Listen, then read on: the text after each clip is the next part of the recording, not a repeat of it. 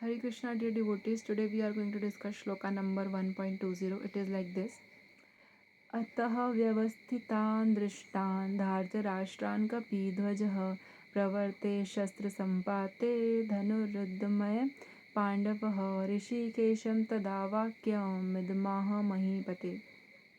उस समय हनुमान जी से अंकित ध्वजा लगे रथ पर आसीन पांडुपुत्र अर्जुन अपना धनुष उठाकर तीर चलाने के लिए उद्यत हुए।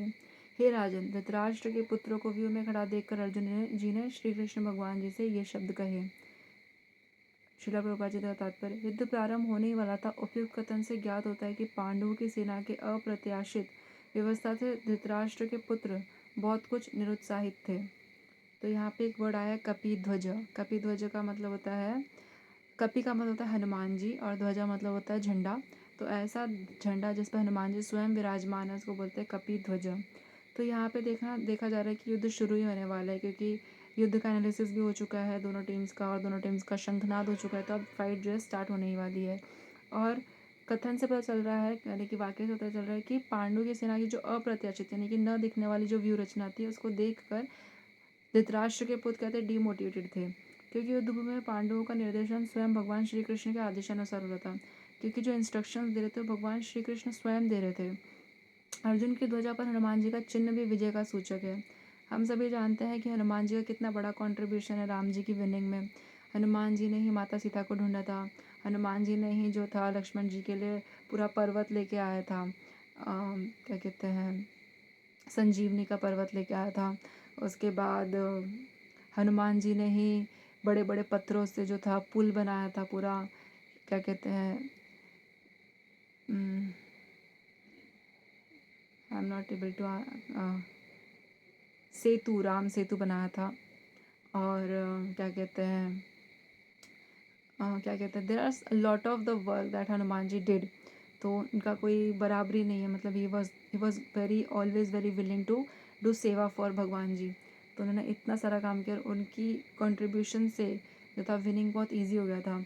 सो यहाँ पे जो हनुमान जी का चिन्ह अर्जुन की ध्वजा पे भी क्या is a sign of winning, क्योंकि हनुमान जी ने राम जी तथा रावण के युद्ध में राम जी की सहायता की थी, जिससे राम जी विजय हुए थे। इस समय अर्जुन जी की सहायता के लिए उनके रथ पर राम जी तथा हनुमान जी दोनों उपस्थित थे। तो हम देख सकते हैं कि भगवान श्री कृष्ण स्वयं राम जी हैं और झंडे पे यानी कि ध्वजा पे है जो हनुमान जी विराजमान है। तो इस पर्टिकुलर अर्जुन जी की जो अग्निदेव ने चैरियट दिया है, रथ दिया है, इस पर राम जी तथा हनुमान जी दोनों ही प्रेजेंट हैं। भगवान कृष्ण साक्षात राम जी हैं और जहाँ भी राम रहते हैं वहाँ उनके नित्य सेवक हनुमान जी होते हैं। तो जहाँ राम जी रहते हैं वहाँ हनुमान जी रहते हैं। आपने भजन भी सुना होगा कि राम जी चले ना हनुमान के बिना, हनुमान जी चले ना श्री राम के बिना। तो दे आर ऑलवेज टुगेदर। सो तथा उनकी नित्य संगिनी वैभव की देवी सीता मैया भी उपस्थित रहती है। उनकी वाइफ जो हमने पहले देखा था कि लक्ष्मी माता है, वही सीता मैया है, वो भी उपस्थित है।